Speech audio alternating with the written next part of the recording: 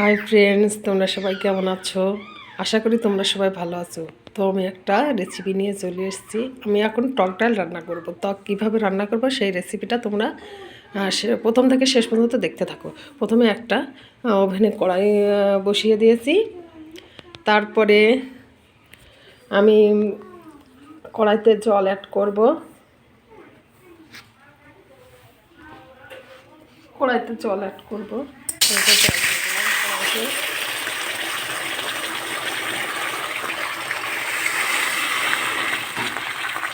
তো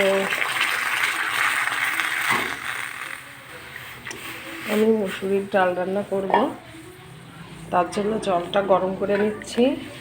মুসুরির ডালটা রান্না করব, তার জন্য জলটা গরম করে নিচ্ছি।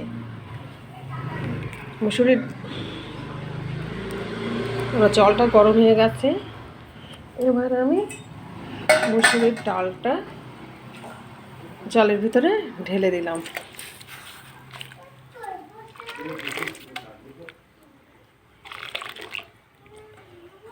তারপরে জলটা ফোটা পর্যন্ত অপেক্ষা করব। আমি এই জলটা একটু ফুটে উঠলে কেটে নেব। সিদ্ধ হয়ে গেছে, এবার ঘেঁটে দেব।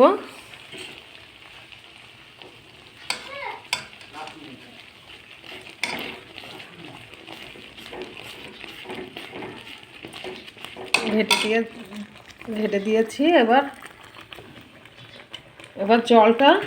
যে জলটা কেটে রেখেছিলাম, মানে ডালের যে জলটা দিয়েছিলাম সেটা ফুটে গেছে, সেটা কেটে রেখেছিলাম, সেটা দিয়ে দিলাম, সেই জলটাই দিয়ে দিলাম। এবার জলের ভিতরে, যেহেতু আমি টক ডাল করব, তার জন্য আবার টমেটোটা দিয়ে দেব। তো পাকা টমেটো, এই যে লাল লাল পাকা টমেটোটা ঢেলে দিলাম।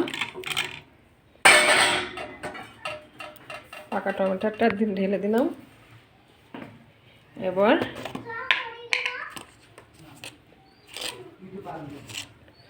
এই যে লবণ দিয়ে দিলাম পরিমাণ মতো।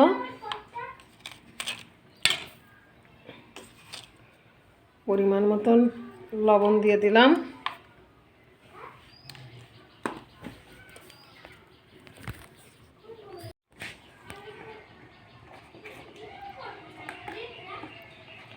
এবার হলুদ দিয়ে দেবো, পরিমাণ মতন হলুদ দিয়ে দিলাম। ডালটা নেড়ে দেব। যেহেতু টক ডাল হচ্ছে, তো এতে কাঁচা লঙ্কা অ্যাড করব না। ফোড়নে শুকনো লঙ্কা আর সর্ষে ফোড়নে দিয়ে দেবো, দিয়ে ডালটা নামিয়ে ফেলবো, একটু মিষ্টি দিয়ে নামিয়ে ফেলবো। কড়াই গরম হয়ে গেছে, এবার সরষের তেল দিয়ে দেবো। সরষের তেল দিয়ে দিলাম।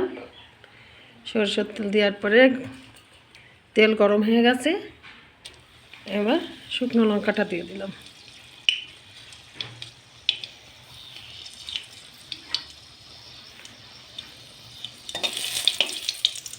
শুকনো লঙ্কা হয়ে গেছে, লাল লাল হয়ে গেছে। এবার সর্ষেটা দিয়ে দিলাম ফোড়নে।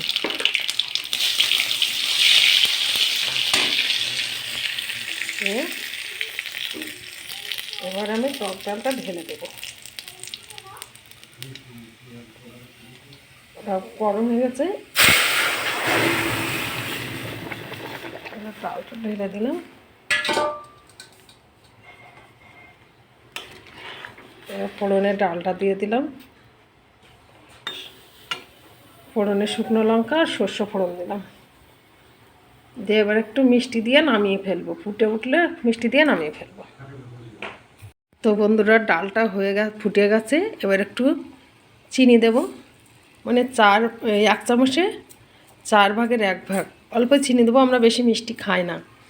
তো রান্নাটা শুধু কালারটা দেখো, আর আমার রান্নাটা কেমন হয়েছে, টক ডালটা কেমন হয়েছে রান্না, তো কমেন্টে অবশ্যই জানাবে। আর তোমরা কে কী খেতে ভালোবাসো সেটা কমেন্টে জানাবে। আর শেয়ার করে দেবে, যাতে সবাইকে দেখার সুযোগ করে দেবে। ফলো করে পাশে থাকবে, সাপোর্ট করবে। অন্য কোনো ভিডিও নিয়ে আবার নিয়ে আসবো। তো তোমরা ভালো থেকো, সুস্থ থেকো, টাটা।